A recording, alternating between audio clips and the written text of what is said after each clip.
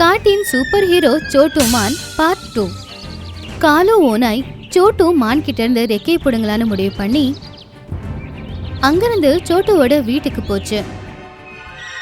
அப்போ சோட்டு மான் அதுக்கு இருக்கிற ரெக்கைகளின் உதவியால ஆகாயத்துல பறந்துகிட்டு இருந்துச்சு. அப்போ அது பார்த்துச்சு, ஆத்தங்கரையில நிறைய விலங்குகள் நின்னுக்கிட்டு இருந்தாங்க. ஒரு முயலோட குட்டி தண்ணியில விழுந்து கஷ்டப்பட்டுக்கிட்டு இருந்துச்சு. என் குழந்தைய காப்பாத்துங்க, இல்லனா அவன் மூழ்கி போயிடுவான். நீங்க உங்க குழந்தைய நல்லபடியா பார்த்துருக்கணும். இப்போ யாருக்கு நீச்சல் தெரியுமோ அவங்க தான் போய் உங்க குழந்தைய காப்பாற்ற முடியும். நாங்க ஒன்றும் பண்ண முடியாது. அப்போ சோட்டு மான் அந்த பக்கமா போச்சு. தண்ணியில மூழ்கிக்கிட்டு இருக்கிற அந்த முயலை காப்பாத்துச்சு. அத பார்த்து எல்லா விலங்குகளும் ஆச்சரியப்பட்டாங்க. சோட்டு மான் அந்த முயல் குட்டியை கொண்டு வந்து விட்டுச்சு. உனக்கு ரொம்ப ரொம்ப நன்றி சோட்டு மான், நீ என்னுடைய குழந்தையோட உயிரை காப்பாத்திருக்க. எனக்கு மற்றவங்களுக்கு உதவி பண்ணதான் இந்த ரெக்கையெல்லாம் எனக்கு கிடைச்சிருக்கே. நீ ரொம்ப நல்ல வேலையை பண்ணிக்கிட்டு இருக்க சோட்டு, சபாஷ். மறுபடியும் சந்திக்கலாம். அப்படி சொல்லி அது அங்கிருந்து பறந்து போயிடுச்சு. சாயந்தரம் அது வீட்டுக்கு வந்துச்சு. அது அந்த முத்தை தலையில இருந்து எடுத்த உடனே அந்த ரெக்கையும் மறைஞ்சு போச்சு. அப்போதான் அங்க காலு ஓனாய் வந்துச்சு. அத பார்த்து சோட்டுவும் சோட்டோட அம்மாவும் பயந்துட்டாங்க. இந்த நாட்கள்ல இந்த காட்டோட சூப்பர் ஹீரோவா மாறிட்டேன்னு நான் கேள்விப்பட்டேன். ஆமா, அது நிஜம்தான். விலங்குக்கெல்லாம் ஹெல்ப் பண்றது எனக்கு ரொம்ப ரொம்ப பிடிக்கும். சரி, அந்த ரெக்கைய எனக்கு கொடுத்துரு. நான் மக்களுக்கு உதவி பண்றேன். நீ போய் ரெஸ்ட் எடு. என்ன சொல்றீங்க? கொடுக்குறியா இல்லையா? இது எனக்கு தேவதை கொடுத்த அன்பளிப்பு. நான் இதை யாருக்குமே கொடுக்க மாட்டேன். கொடுக்க முடியலனா நீ சாகிறதுக்கு தயாராரு. அத கேட்டதும் சோட்டுவும் அவங்க அம்மாவும் ரொம்பவே பயந்து போயிட்டாங்க. வேற வழி இல்லாம காலு கிட்ட அந்த கல்லை கொடுத்தாங்க. காலும் அந்த கல்லை தலையில வச்ச உடனே அதுக்கு ரெக்கைகள் வந்துச்சு. காலும், என் பேச்ச கேளு. இப்போ ராத்திரி ஆயிடுச்சு. இப்போலிருந்து இந்த ரெக்கை எந்து பகலா இருந்தாலும் ராத்திரியா இருந்தாலும் இதை நான் எப்பவுமே எடுக்க மாட்டேன். அப்படி சொல்லி அது அவனுடைய பேச்ச கேட்காம ஆகாசத்துல பறந்து போச்சு.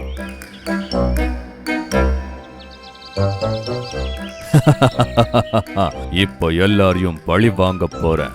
அப்போ அது பார்த்துச்சு, ராமு யானை அதோட இடத்துல உக்காந்துக்கிட்டு இருந்துச்சு. ராமு யானை, இவனுக்கு இப்ப நான் ஆட்டத்தை காட்டுறேன். அப்படி சொல்லி அது கீழே போச்சு. யானைக்கு முன்னாடி ஒரு கழுகு மாதிரி நின்னுக்கிட்டு இருந்துச்சு. எப்படி இருக்க ராமு யானைய? என்ன இது, நீ எப்படி பறந்துகிட்ட இருக்க? என்னால பறக்கவும் முடியும், அப்படியே பழி வாங்க கூட முடியும். அப்படி சொல்லி அது ராமு யானையோட தலையில பயங்கரமா அடிச்சுக்கிட்டு இருந்துச்சு. அத பார்த்து யானைக்கு ரொம்ப கோவம் வந்துச்சு. குண்டு, இந்தா இந்தா யானை. அப்படி சொல்லி மறுபடியும் ராமு யானைய அது அடிச்சுக்கிட்டே இருந்துச்சு. ராமு அதோட தும்பிக்கையால அதை அடிக்க முயற்சி பண்ணுச்சு. ஆனா அந்த ஓனாய் மேல பறந்துச்சு. அதால ஒண்ணுமே பண்ண முடியல. என்ன பிடிக்க முடிஞ்சதுன்னா பொடி. ராமு யானைக்கு அதை பார்த்து ரொம்பவே கோவம் வந்துச்சு. அதுக்கப்புறமா அந்த ரெக்கைகள் பறக்கிறத நிப்பாட்டிருச்சு. மெதுவா மெதுவா அந்த காலு ஓனாய் கீழே வந்துச்சு. அட, என்ன நடந்துகிட்டே இருக்கு? எதுக்கு நான் கீழே வந்துகிட்டே இருக்க? ஐயோ! அது நேரா ராமு யானைக்கு கீழே போய் விழுந்துச்சு. ராமு யானை அதோட கழுத்தை தும்பிக்கையால பிடிச்சது. அதுக்கப்புறம் தூக்கி போட்டு பந்து விளையாட ஆரம்பிச்சது. அட, என்ன விட்டுரு. ராமு யானை 2-3 தடவை தூக்கி போட்டு மிதிச்சு அதுக்கப்புறமா தூரமா அதை தூக்கி போட்டுருச்சு. இனிமே எனக்கு தொந்தரவு பண்ணுவியா?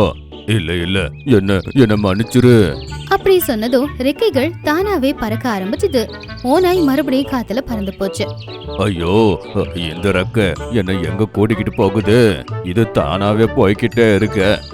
கீழே 2 கழுகுக்கும் சண்டை நடந்துகிட்டு இருந்துச்சு. நீ என்னோட முட்டையை திருடினியா? நான் ஒன்னும் முட்டைய திருடல. நீ திருடலனா அப்ப யார் திருடினாங்க? இங்க என்னையும் உன்னையும் தவிர யாராலையும் பறக்க முடியாது. அப்புறம் யார் திருடினாங்க சொல்லு. அப்போ காலு ஓனாய் அவங்க 2 பேருக்கும் நடுவுல போய் விழுந்துச்சு. இது என்ன, இந்த ஓனாயால பறக்க முடியுமா? அப்படின்னா இதுதான் என்னுடைய முட்டைகளை திருடி இருக்கா? அட, எனக்கெல்லாம் பறக்கவே வராது. இது அப்படியே சும்மா. வாய மூடு. அப்படி சொல்லி கழுகுங்க 2 பேருமே ரொம்ப கோவமா அதோட கொக்கால கொத்தி கொத்தி ரொம்ப காயப்படுத்துச்சு. அட காப்பாத்துங்க, காப்பாத்துங்க.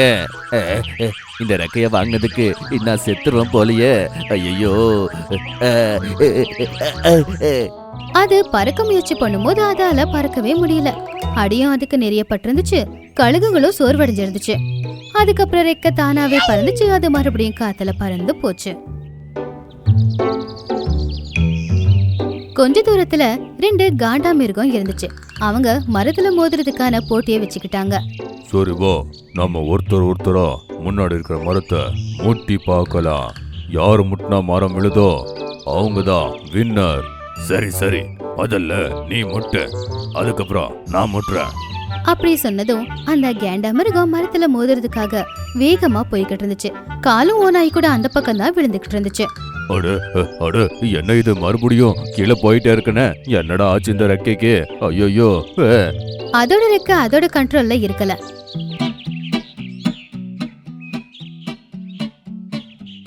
காண்டாமிருகம் வேகமா வந்துகிட்டு இருந்துச்சு. அப்போ காலு ஓனாயும் கீழே விழுந்துகிட்டு இருந்துச்சு. அது மரத்தை மோதுறதுக்கு முன்னாடியே காலுவ மோதி காலு தூரமா போய் விழுந்துருச்சு. சாக போற. இந்த தடவை நேரா அந்த ஓனாய் சோட்டு முன்னாடி போய் விழுந்துச்சு. அதோட நிலைமைய பார்த்து சோட்டுவும் சோட்டோட அம்மாவும் ரொம்பவே வருத்தப்பட்டாங்க. நான் உனக்கு சொல்ல வந்தேன், ஆனா நீ என் பேச்ச கேட்கவே இல்ல. ஐயோ, நான் ஒன்னும் கேட்க மாட்டேன். என்ன இந்த கஷ்டத்துல இருந்து எப்படியாச்சும் காப்பாத்து. இந்த ரக்கையை எடுத்து விடு, எனக்கு தெரியாதுப்பா. அது சொன்னதை கேட்டு சோட்டு உடனே தலைமையில இருக்கிற அந்த கல்லை எடுத்துருச்சு. அதுக்கப்புறம் ரெக்கைகள் மறைஞ்சு போச்சு. நீ நாளைக்கு காலையில வா, நான் இதை உனக்கு கொடுக்குறேன். ஐயோ, அத நீயே வச்சுக்கோ. எனக்கு அது வேண்டாம்ப்பா, வேண்டவே வேண்டாம். அப்படி சொல்லி காலு ஓனாய் அங்கிருந்து ஓடியே போச்சு.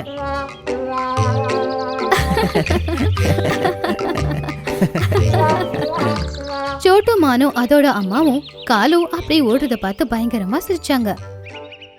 அன்னையில இருந்து மறுபடியும் சோட்டுமான் அதோட ரெக்கைகளின் உதவியால அங்க இருக்கிற விலங்குகளுக்கு நிறைய உதவிகளை செஞ்சது. அப்படி அது எப்பவுமே அந்த காட்டோட சூப்பர் ஹீரோவாவே இருந்துச்சு.